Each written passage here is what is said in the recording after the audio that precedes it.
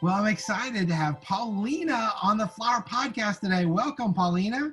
Hey, Scott. Thanks for having me. Absolutely. Well, it was such, I've followed you for quite some time, and always love everything you post on Instagram and social media, and just really beautiful. And I was happy to watch you on the Flower Stock virtual, weekend event or day event, whatever you call it. And then I was like, okay, we have to get Paulina on an episode here. So welcome. I am so glad that you were able to join the Flower Stock too. I know that was such a different feel for everybody this year, and I was just so happy and honored to have been a part of it and to go down to Virginia and have a little adventure on my own. I know COVID's a little crazy, but it was great to leave the state for once. A hot second, I know, and then to get to go walk the flower fields at Hope Flower Farm. I mean, she said to me, "Oh, do you want to cut some?" I said, "Holly, if you put me in that field, you're not going to be able to get me out of this field." We were cutting until nightfall. Oh my gosh, and it was so beautiful. And there's something I think so therapeutic about cutting flowers. I don't know, just looking at them, studying their stems, hand picking those, like, oh, this one has such a wonky face, or oh, this one's kind of looking in this direction. I can do this with this one. And oh, it's just so fun instead of like having it shipped to your store and then you're like, all right, Yeah. Well, and I think too, I don't know, something very, and I agree, therapeutic when you're out there and you actually get to pick the bloom. Like, I'm choosing you, and it's just amazing. And of course, it's like picking favorite children or something like that, or favorite pets or whatever. And it's crazy. It is crazy. It's like you like them all, but we all have favorites. Nice. I used to, when I was a teacher, it's terrible. It's terrible. But these one kids would be like, oh, am I your favorite? Am I your favorite? Am I your favorite? And I'd be like, no, everyone's my favorite. And then like my true favorites, I'd be like, but you're like extra favorite. Love that. Extra favorite. Why not, Well, see, and I don't know, to me, sometimes it's fun. And I play this, it became a joke at some point where I have 3 boys, and so, well, now they're men, thank you. But I would always say, well, today you're my favorite, and then something would happen and they would start saying, well, I guess you're dad's favorite today or something, and create a little competition. That might be helpful. I was gonna say, that's a good motivator. Yeah. Today you're my favorite. What did he do? I need to do what he did. I love that. Well, okay, so I have been dying to hear your flower journey, how you ended up in the world of floristry, because you hinted at a few things during your talk at Flower Stock, and it made me even more intrigued. So let me hear it. Oh, it's crazy. And I feel like more often than not, people in our industry do have a very windy path in getting there.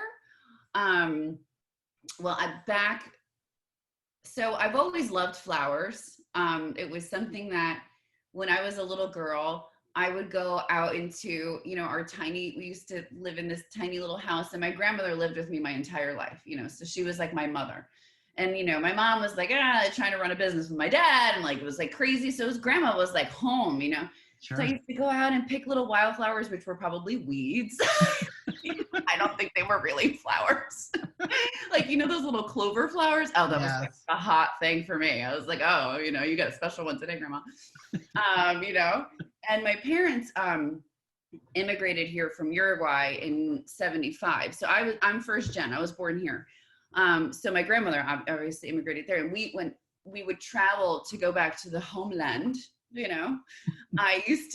there were so many more flowers down there. It was amazing. I'm in trouble all the time because I'd go and pick the neighbors' flowers. My mom's like, you can't do that. And I'm like, but they're really pretty.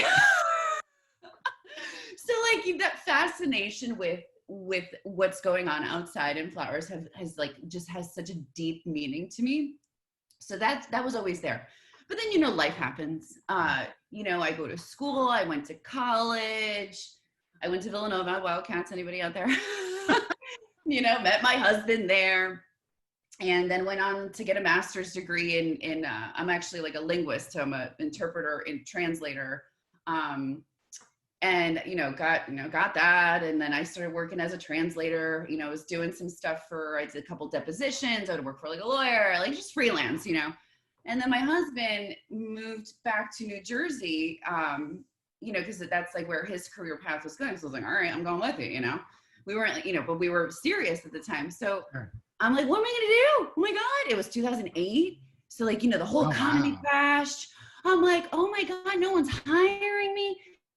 So I'm like, all right, I had this one little stint as an adjunct professor when I was doing my grad work. I was like, maybe I can harp on that. So I just went out on a limb, applied to the school, and I was hired. I was like, right on. So I became a high school Spanish teacher for 6 years, and I loved it. I really did. Like, teaching to me, it's like, oh, and like, the people, I am literally the quintessential extrovert, because people like give me energy. Like, if I'm not around people, I'm like kind of sluggish, I'm like, oh, it's just like, it like feeds my soul, But then you go and you do it. And then I would reinvent the wheel every single summer. I would redesign all these lesson plans. And then I did the AP course, and I would tell my department chair, I'm like, can you give me something else to do? And she's kind of like, Paulina, like, why are you making your life so complicated? It's things I get bored, you know what I mean? So I was getting a little bit bored with the subject matter in and of itself, because you're almost, regurgitating 5 times over with each section and all of that. And, you have the same set of kids all year round. So it's nice to get a new set of kids, whatever. And it's nice to see them grow. So there was so many things that I did love about it, but there was like this weird itching feeling in me that I'm like, I need to just at least try something.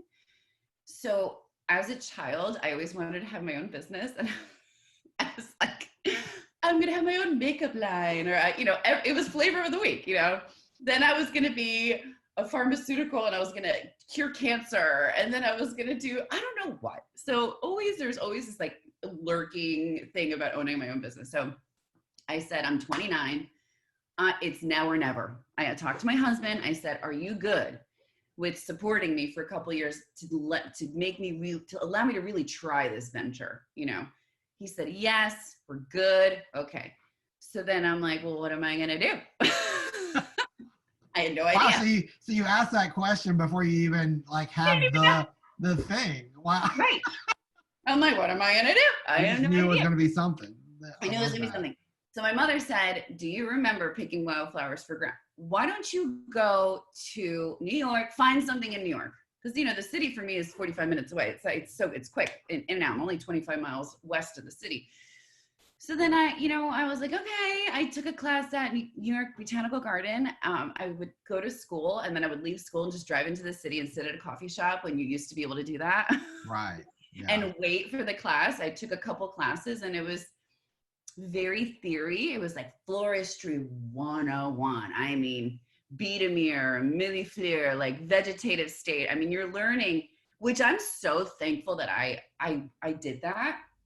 And I was like, ooh, I really like this. And then I had the one class with the hand-tied bouquet, and it came so easy. I was like, I could do this. I was like, mom, dad, husband, everybody in my realm, flowers. We're going to do flowers. And I'm like, so I was like, okay. So then I found the brick and mortar in November.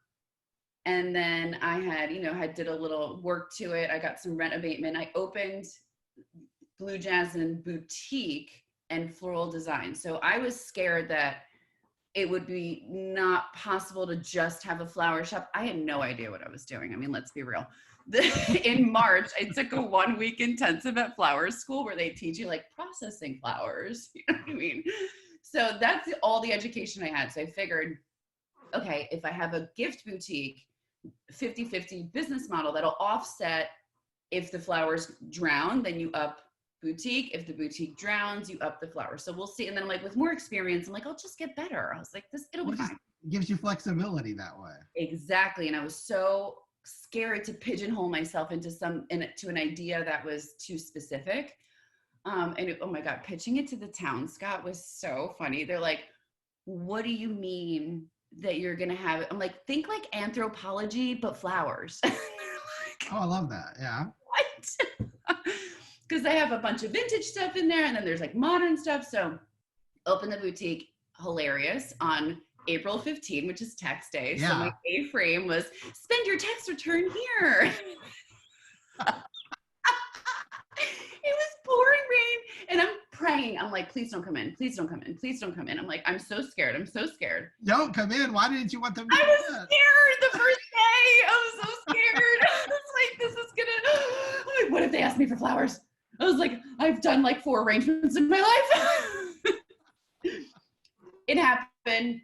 My mom was kind enough, and Liz, which is my bookkeeper, my right hand, she's been with me since the beginning, manned the store while I finished out the year at the school. And then June, of course, I had to be signed up to take the kids to Spain. I took 12 kids to Spain. I was like, I'm trying to open a business here. Like, come back. I was like, okay, I can give Blue Jasmine a full on, thing. And yeah, so that's how I got, and that was retail. So I was telling you earlier, all I did was retail. It was retail flowers.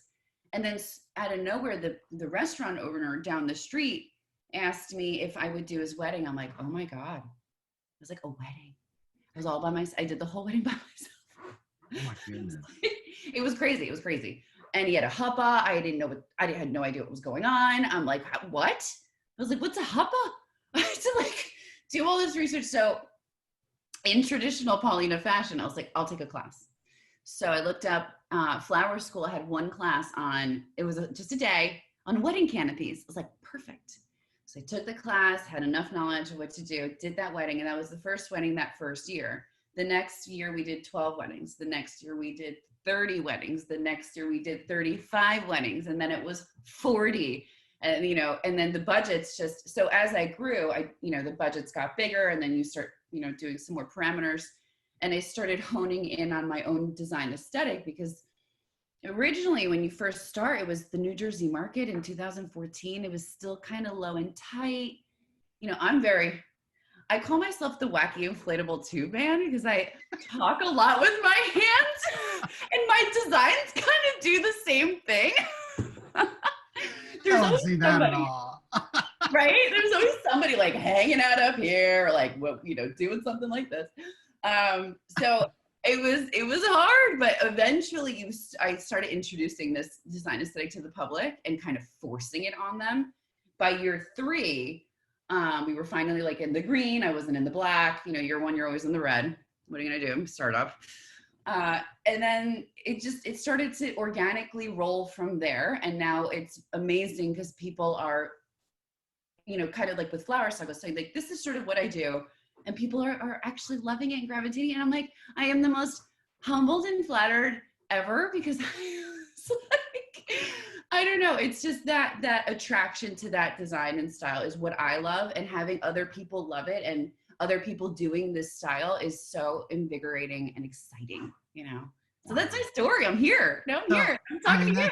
I know. I mean, that's incredible. And I love that. And, and I love, just how you were so transparent about it. I have a feeling my email's still open, which is not good. It's a bad thing. Anyway, usually make sure everyone's phones are off and all that. Yep. I forgot to do that. Oh well. You're good. It's okay. I was in the moment. So I love that. So now it's been what, 6 years? 6 years. Okay, so which side? Where's the boutique versus the flowers?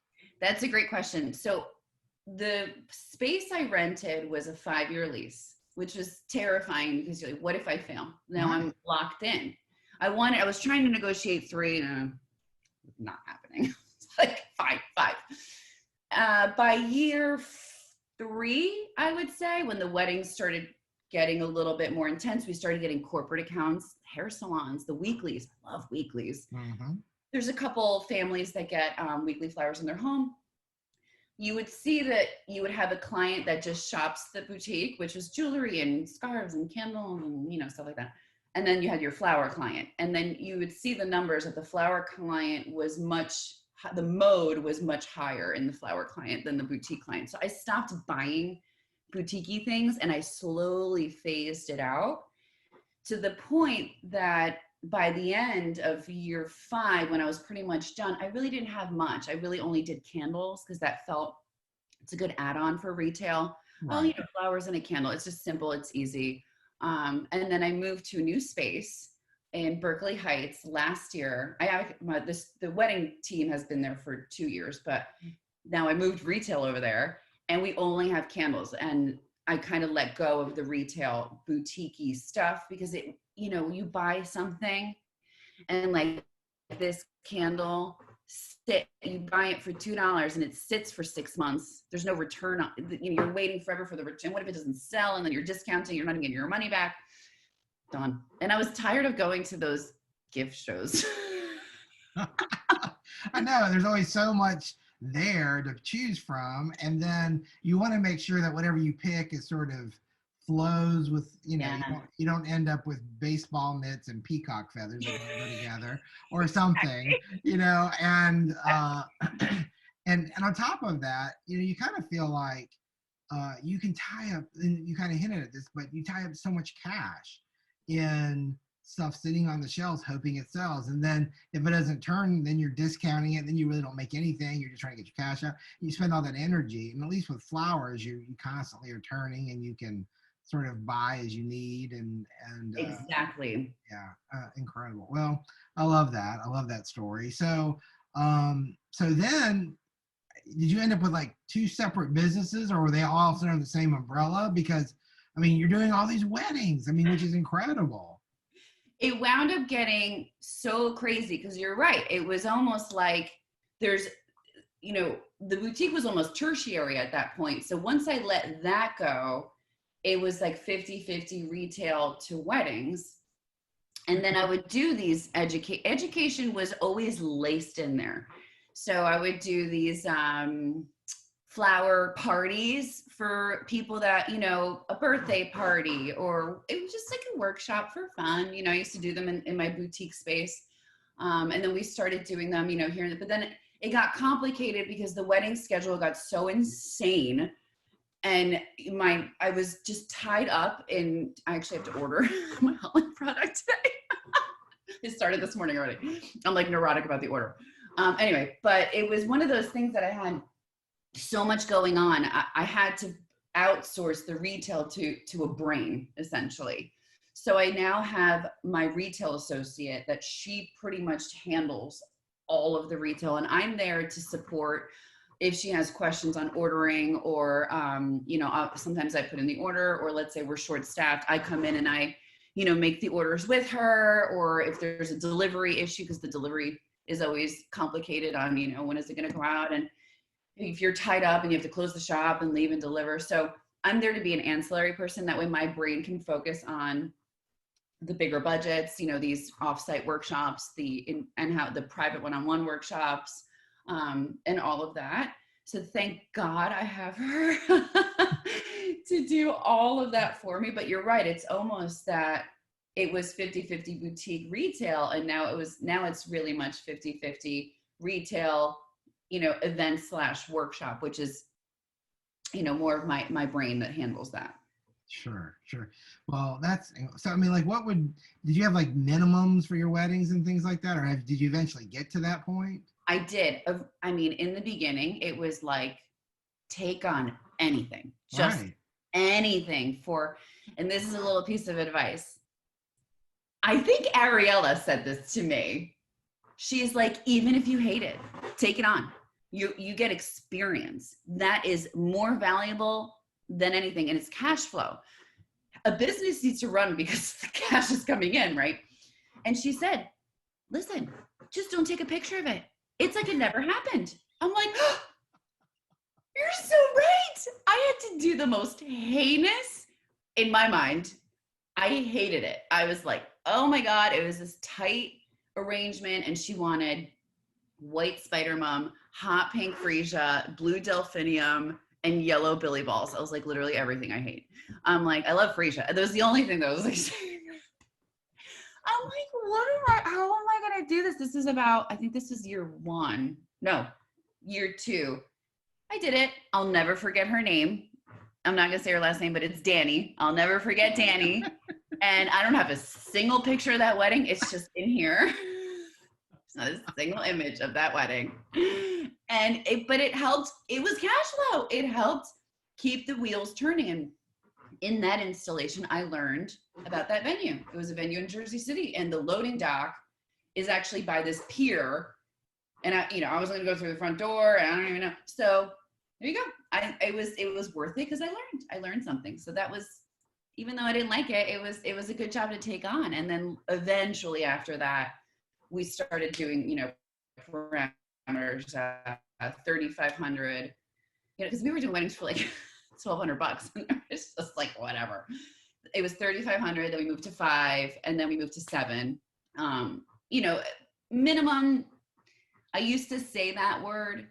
I stopped saying that word because I finally put myself in that consumer position, and it just feels very finite and limiting. I mean, who am I to say that I can't do it for 1,600 or something similar? Sure. So I use words that are more like, for larger events. With us, clients typically spend between 7 and 15. And then, we've had budgets that are 20, 30. We just had one that was 55. That was like giant and crazy. Survived. Because we're not that big of a team, we're not that huge of an outfit. But that's, we progressed with every year, and we would see that, Scott, I would look and I was like, I can't do this arrangement. I actually have a ball right here. I'm like, I can't do this for $100. I'm like, it's not on brand anymore. You need hydrangea. I don't use hydrangea, stuff like that. So then I was finally feeling the confidence I needed to say, okay, I'm going to tell people like, I can't do it for less than that. And you lose jobs, you lose clients, but that expression, when you build it, they will come. It happened, and it was a risk, but it paid off. Thank God. Yeah. Wow. That's incredible. Well, I think, let me ask this question. If you brought up a great point about the whole fact that you end up doing things that you just don't really love, you're not passionate about, because whether it's a theme or whether it's a flower they love that you don't, or doesn't fit your brand, as you just mentioned, how at that point you're being like, I can't afford not to take this job. Right. You're, like you said, it's cash flow. And so I feel like a lot of times people don't know when do you make that judgment call? When do you find, okay, I need cash flow, versus feeling confident enough to sort of wean yourself away from that. Like when did you feel confident enough to do that? And I don't know, I'm just trying to help people kind of maybe think. That's a great question. Are going through that process, because that's a very real thing. It's such a real thing, and it was such a difficult thing. And I agree. It's hard to quantify. When do you pivot? When do you say, okay, I'm done doing it at something for whatever it takes? And my advice, and I think for myself, it was almost the volume. So I did something like, I don't know, 35 weddings. I don't know, call it 50. Let's say 50. I had 50 events under my belt. I'm like, I now have credibility. I've now built myself, right? So you can charge more because you're like, I'm now seasoned. You're now trusting me because I have a wealth of knowledge that I didn't have before. So the more experience and the more knowledge you have, the more you can charge. It's almost like I almost equate it to almost like in the medical field. It's like, being a general practitioner versus being a specialist. The specialist is that person that went to Columbia, they're going to charge you and they're not going to take insurance. You know what I mean? But they can do that. They can say, I'm not working with insurance companies because you're buying my wealth of knowledge.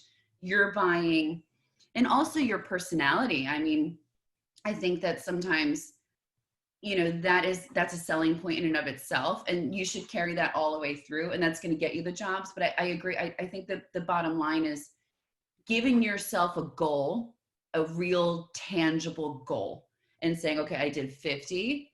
Now I'm going to set a minimum. If it's not working out and the person comes in, that's the 2,500, let's say you're 3,500, it's a 2,500 and you're like, I need cash flow. You take it on. You don't have to publicize that everywhere. You don't have to put it on your website. No one knows your business. You can do that on the side. Don't take a picture of it or take pictures, and you don't talk about numbers. You don't talk about budgets. You don't have to talk about any of that. You can show the same product. Oh, the $2,500 different elements of it, and you don't talk about that budget. So I think it's with the experience that you're able to, and numbers don't lie, Scott. Like I said, once you pivot, if you see that the clients aren't coming in, be a little bit patient. I will say that don't wait 3 weeks and be like, oh my God, I didn't get a single inquiry. Give yourself 6 months. I say, give it 6 months.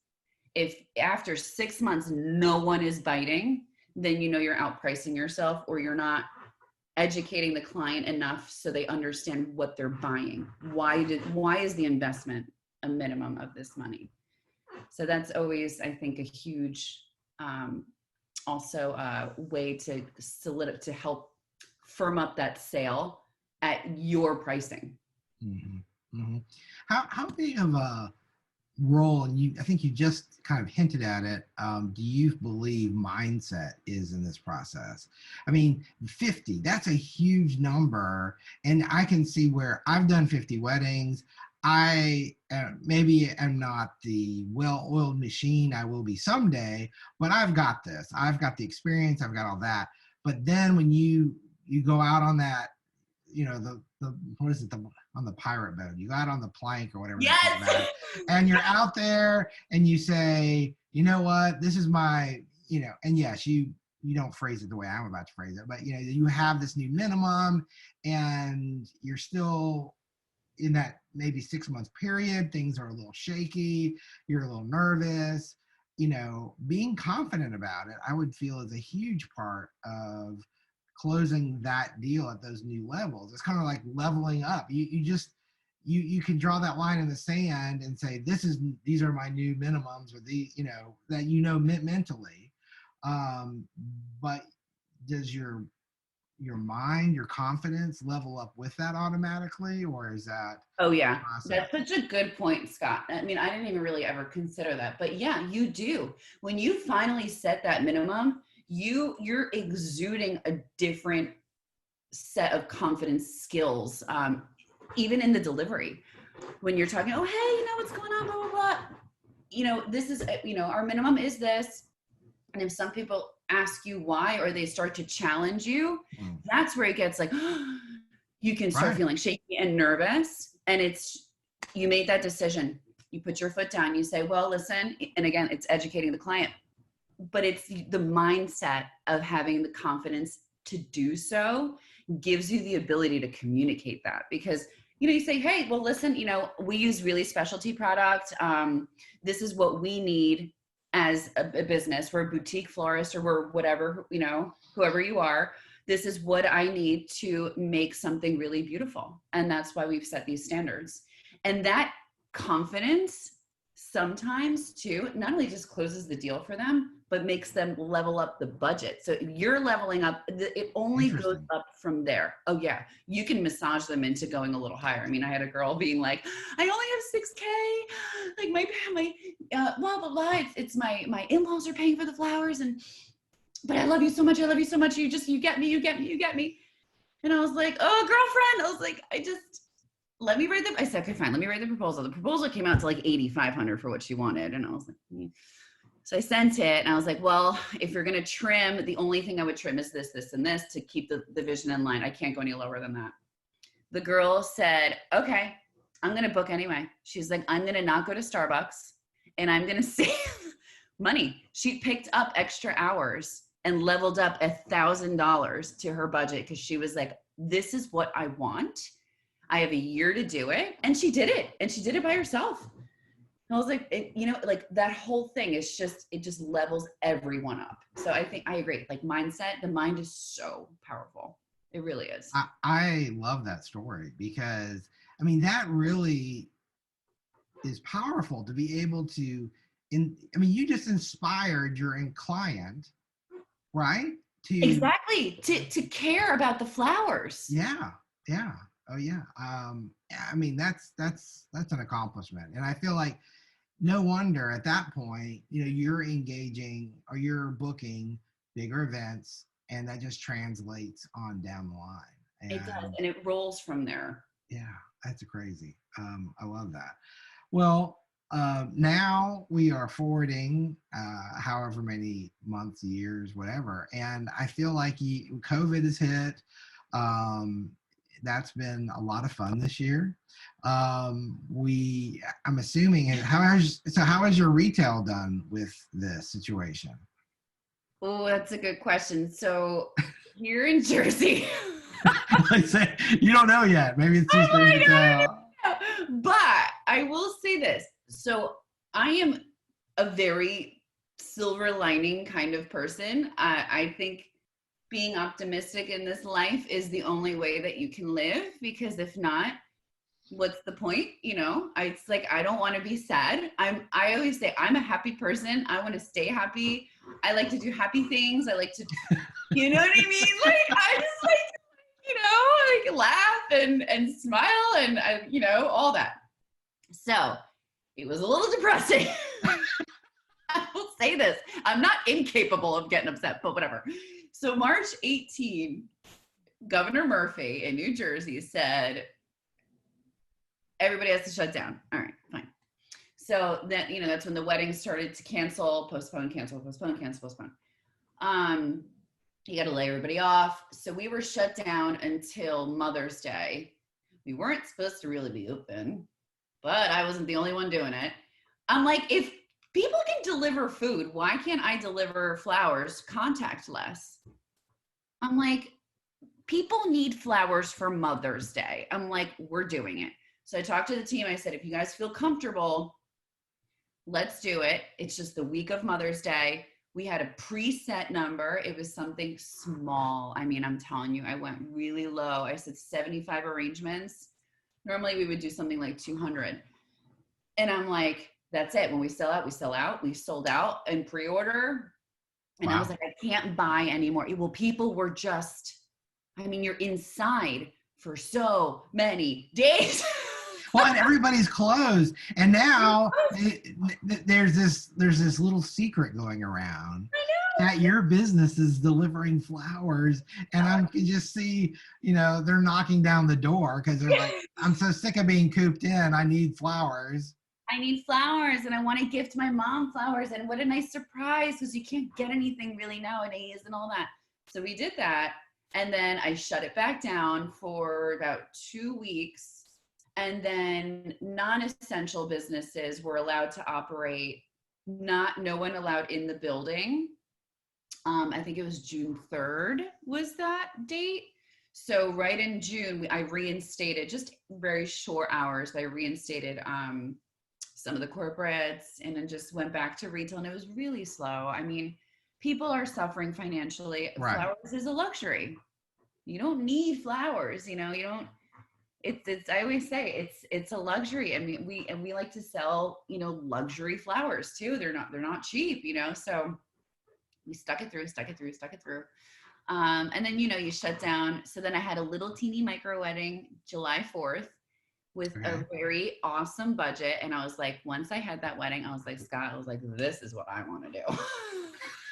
It was awesome. We did this like awesome installation, and it was like 10 tables, beautiful private estate, amazing, beautiful bridal bouquet, great budget. It was, we were able to design it in a pretty short amount of time. It was awesome. So we did that. And then it started to kind of pick up a little bit. And then the wedding started happening because Murphy then opened up gatherings outside. So the tent weddings started happening. So so in August, we started actually rolling out more weddings, either the girls that spring weddings that rescheduled to August, or it was, I had an October girl bump up to August because she was like, I wanted it to be hot. I'm scared about the fall and the resurgence of all of this. Okay.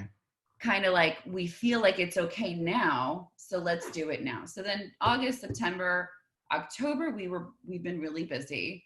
And then November, we have a couple events, and then we're done for the year. And literally, Scott, I would say 2 weeks ago, the retail started doing better.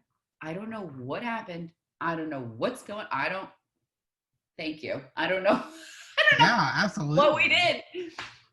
I don't know if it's the fall and people are just now liking the fall colors and wanting the fall colors to come in, or maybe I don't know, financially people are doing a little bit better. But yeah, it's the retail's doing better, and I just hope that it keeps going for holiday and all of that. Yeah, absolutely. Well, I know I feel like around here, people have sort of figured out the new normal. Yeah. We wear masks, we're, washing our hands, we're not, we're staying distant from people, and we're just trying to function. You go to a restaurant and they're sitting every other table, or they've got things up, or, and I feel like, especially because you guys got hit so hard for so long in New York. I mean, that whole area up there. And I feel like people are just bursting to do something. And I'm glad right now, especially with, holidays coming up, that people feeling confident and okay, that it's okay, that we can manage this, I guess is really what I'm trying to say. That we can still live. We can still live and just manage it. And, I agree. Yeah. So, well, that's incredible. So, as far as next year goes, did you have very many weddings moved to next year, or was pretty much everything? I did. So this is the only silver lining, though, right? This is the only downside of what happened to Blue Jasmine as a business. Is so all of the weddings that were booked this year, I would say about 90% of them moved, or some of them just canceled. I had a couple go to elopements. I did a bouquet, fine. But that's a $20,000 budget gone. Right. Gone. And I had, a decent amount of employees.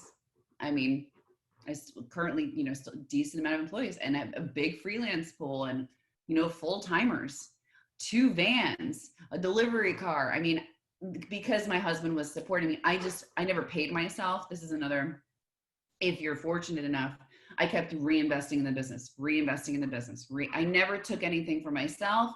We didn't go out to dinner. I mean, there's certain, you don't take crazy vacations. We used to do vacations like twice a year. And now it's like, okay, you go for 5 days once a year, if you can do that. I understand. Yeah. So I was able to build. And then the new studio, I had gutted it. I love gutting things and redoing them. It's like so fun. And picking out new fixtures and the paint and this, when you find you can find the hidden treasures beneath all those layers of things. Oh my God. Yeah. There was this one panel. I said to the builder, I was like, what's behind that? I was like, can you like poke a hole in it? And it was this brick. I was like, expose it. So it was just fun. Yeah. So anyway, but going back to what happened at Blue Jasmine. So not to get like too specific with numbers, but let's just, I'll give you a really small number so you can kind of see like what happened. So I was ignoring retail. I was putting all of my marketing, all of my effort, everything into weddings for years, 2 years now, more, 3 years. And retail was kind of like helping maintain payroll, and it was a little sugar on top sometimes, fine. Now, let's say you have $100, or you have to make $100 in a year to then, you as a business owner make, you're never going to be rich in the floral industry. You don't do it to be rich. I always say that. Like you do it because you love it and because your quality of life is supposed to be better. And that should be payment in and of itself, right? So you're supposed to make $100 to make the business happen. As the weddings kept postponing and postponing, you know, my car payment is still there. My insurance is still there, liability, workman's comp, because I still have retail going. Right. The retail is slow. So it's just started draining and draining and draining and draining. So I realized financially, it didn't make sense to have such a large outfit anymore. I just couldn't, it just doesn't make sense. So I said, well, what I'm going to do is this big nugget, we're just going to downsize it so that instead of having to make $100 in a year, you have to make 50, you know, and make it a much more palatable thing. I still want to stay in this world because I would be so sad if I had to leave it. You know, I agree. So what I'm doing is I'm getting rid of, unfortunately, I have to get rid of employees except for 2, which is like, you know, my bookkeeper, but I just downsized her hours. Tell you what. And then my retail girl, she's still around. If you can go back, because you faded out there for a second, Okay. and the part that I think was important didn't record. So, so you can say, I think it was when you were talking about you were downsizing and it sounded like you got rid of employees. Or I'm not sure. I got rid of employees. Yep. Okay. So COVID did force me into a downsizing pattern. It was an incredibly difficult decision to make, and I had to let go of people that I had been working with for 5 years, you know, 4 years. Wow. It was awful. I mean, that's the time I was crying every day. I was sobbing. I was like, I can't believe I have to do this. And my husband is like, Paulina, it's a pandemic. Like, what are you going to do? Your whole business survives on large events, and you simply can't do that right now. And who knows when we're going to go back to the normal, you know. I mean, outdoor weddings, it's starting to get cold, you know. COVID is surging like crazy again. Is spring actually going to happen? So what I had to do is let go of employees, and by downsizing, I'm getting rid of some of my vehicles because I don't really need them. Right. And I talked to all of my this was the hardest thing ever, but I contacted all of my 2021 contracts, and I said to them, I am so sorry, but I can no longer be your wedding florist. So I let all of that go, everything, because it was the only way. Wow. Yeah. It was the only way to downsize enough. Because essentially what I had to do is downsize to a very tiny, just me almost, to just as almost an individual, so then I can then rebuild. Because there's no way that I can handle, you know, I had like a $35,000 wedding with just myself, a freelance pool, and then, you know, the U-Hauls, and then, you know, your workman comp still goes up. It just wasn't making sense. So it was like, I'd rather not totally flounder, rework the retail, and just work on micro events that I know I can handle with one vehicle and still do what I love. Right. And this is the silver lining though, by shedding out, it's almost like I was like molting. Felt like a bird. Okay, well, we'll say you were in a cocoon and you're becoming a butterfly. Okay. Butterfly sounds prettier than molting. Pulling your feathers out. That just, yeah. And those of you in the wedding industry, you know how hard weddings are. It is not glamorous. Your back is killing you. You're dealing with clients for over a year. Some of them are amazing. Some of them not, you know, can be a little difficult. So burnout is real. Burnout is real. And I didn't even know I was burnt out until COVID, until I actually had a minute to sit and, wow. And I was like, oh my God, Scott, I couldn't believe it. I realized I was literally living my life in a constant state of stress. Constant. Like I would never wear it, but that it's almost like panic, and panic was just always hanging out right here. It wasn't like in my face all the time, you know, only when 240 roses don't come and you're like, what am I going to do?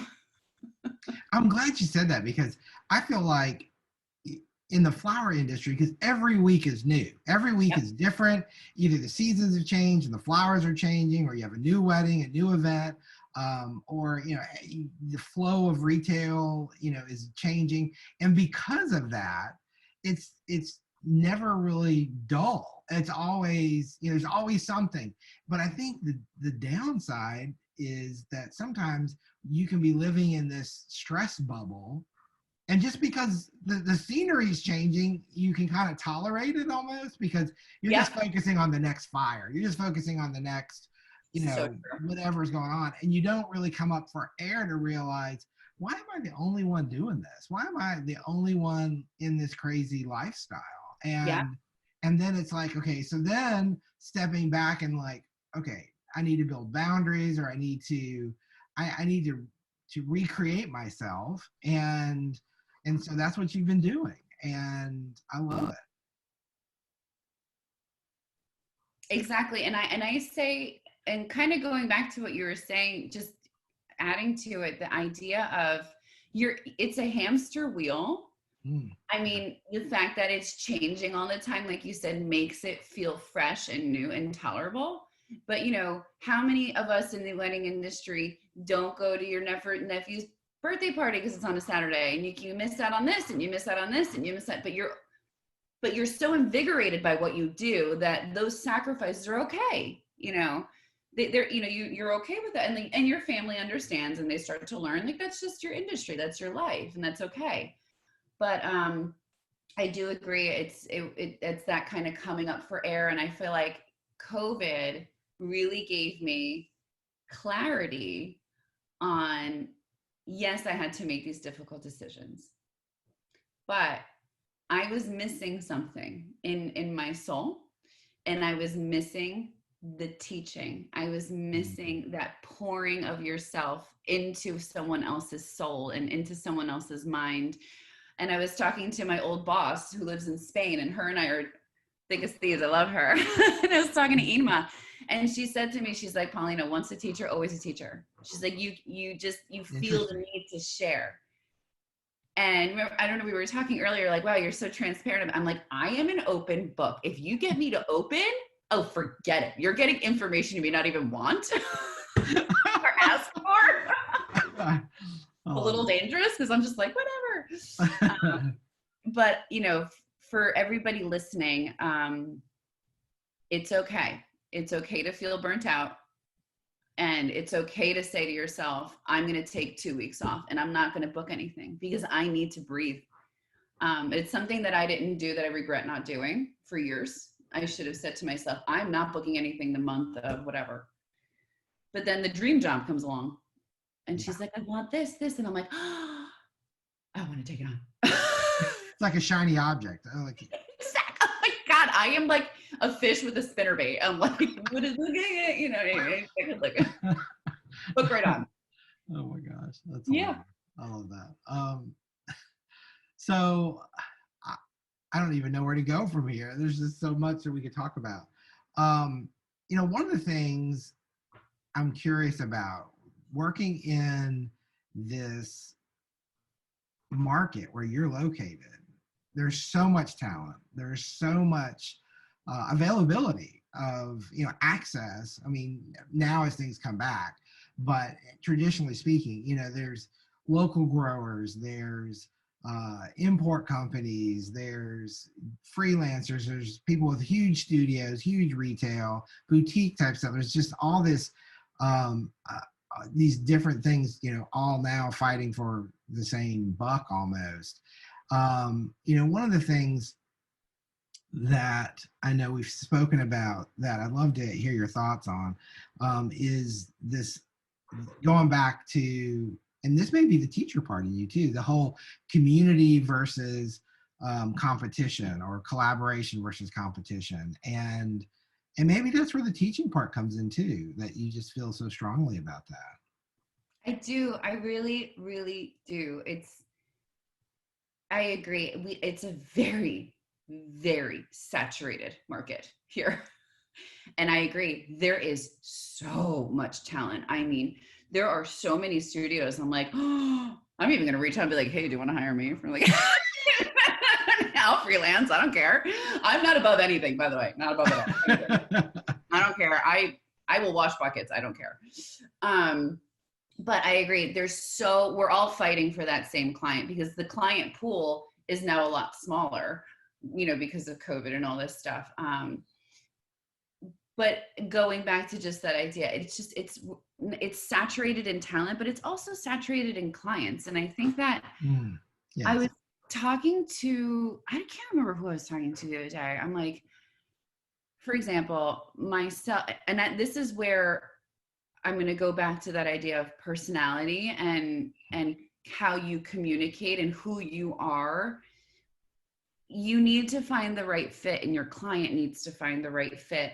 And let's say someone does exactly the same design as I do. Hypothetical. The difference is I'm a little intense. I like to treat my clients like family, like friends. I mean, from the minute I get on the phone, I'm like, hey girl, what's going on? Who I am. I'm always like, oh, I take care of you, girl. I got it. Who I am. But that may rub some people the wrong way. And they want someone that's a little bit more demure, more serious, and maybe a little bit more soft-spoken. And a little bit more, okay, like we'll set the tone. Very different from someone like myself. So I think that that's how the market, you can navigate our saturated market to get that buck that is right for you and that's right for that other studio. Because you're right, it's just, and there's 1,000 people here that can do gorgeous work. So I think the only way to sort of separate that out is the vibe, is what your customer service is like, and just who you are as a person. Some people have booked me just because they liked our conversation. They don't even really love what I do. That's crazy. Well, but I mean, it's wild. But I mean, that's a good point though, because a lot of times people, you feel like you start operating out of this scarcity mindset. Mm-hmm. And I think you don't realize how that impacts how you view things, how you talk to people, how you relate to people, how, all of that. Yes. And you just, you've got to get into that mindset more of, I'm an individual, I'm a personality, and there's going to be a fit. And once you get into that vein, then it just starts, then more, it's funny how those people are friends with people just like them. Exactly. Yeah. Yes. And so the power of the word of mouth, Scott. Huge. It is. I mean, it doesn't matter what your business is. It can go one way or the other just that quickly. And but word of mouth is always, hello, from your very first wedding to the next year you did 12 weddings. I mean, that's just, and then it just snowballs from there because people see that and it's, oh, is Paulina doing your wedding? And it's like, yeah, it's up, and it's all that fun stuff. So, well, thank you for sharing that. That was really, I think helpful. And okay. I always, when we sit down with a guest, we always are trying, and of course you've been giving good advice. And so I'm just curious, has there ever been a piece of advice that someone's given you that meant a lot, or is there something in particular that you would like to leave our listeners? Such a good one. I think a piece of advice that for the young designer out there. Okay, so I'll start with that, with like young Paulina. Ariella gave this to me. I was so overwhelmed, and I didn't know how to handle. I'm like, I have 12 events. Like, what am I going to do? I'm alone, totally alone, doing everything myself. Liz, the woman that's been with me since the beginning, isn't really a designer. She's there to do QuickBooks and help me with logistics, with the pricing of stuff, all of that. And QuickBooks is, I'm so happy I don't have to do books. Can't do that. Outsource that. And she said to me, listen, you need help. And I know that I think Sue from White Magnolia talked on this and touched on this too. And it's a Yes. very big thing that I think is really important is you need help. She's like, when you get home today, I want you to put help wanted on your door. Just put it on your door because you can't do this alone. And if you're so bogged down by working until 11 o'clock at night, midnight, all that stuff, you're now not allowing yourself the mental capacity to be creative, to grow, to learn, to push yourself creatively. I did a lot of play flowers. I would just literally pick up from the local growers or whoever, a couple bunches of this and this and this and try different things. And I was like, let's see if I like this, you know, but that's how I would push myself creatively. But I didn't get that opportunity until I had help. I needed to find another designer that can, you know, do what I do. And then that was my first set of help. When the wedding started happening and started getting so crazy, and I'm working again, now I'm working until 10 o'clock at night doing logistics and production schedules and order sheets. The amount of sheets I use is like, people get so dizzy when they look at my stuff. But I wound up hiring another assistant to help me with weddings. I couldn't do it all alone anymore. So that is my piece of advice is, you know, it doesn't matter where you are in your career. I was then now wedding girl and wedding Paulina, older designer, you know, more experienced designer, wedding Paulina I needed help too. I needed help with, you know, logistics and getting the final details so that I can focus on the creative part of the ordering and the recipes and all of that. So that to me is huge. And then my own advice that was given to me and I listened to it. And then my own advice is, don't forget you love this job. Don't forget that you love flowers, because sometimes I lost sight of that with burnout and with being too overworked, and you kind of just, you get so frustrated. And give yourself a day to design, to create just for the sake of creating, not for anybody, for you. Oh, just nobody. And I guarantee you it's going to be one of your favorite designs because there's no pressure. There's no client. I love that. And that is the perfect note to end on. Thank you so much, Paulina, for being on the Flower Podcast. Hey, Scott, thank you. It's so much fun. I can keep going. Well, maybe we'll have to do another episode next year. We'll do another one, baby. Perfect. We'll do spring edition. I love that.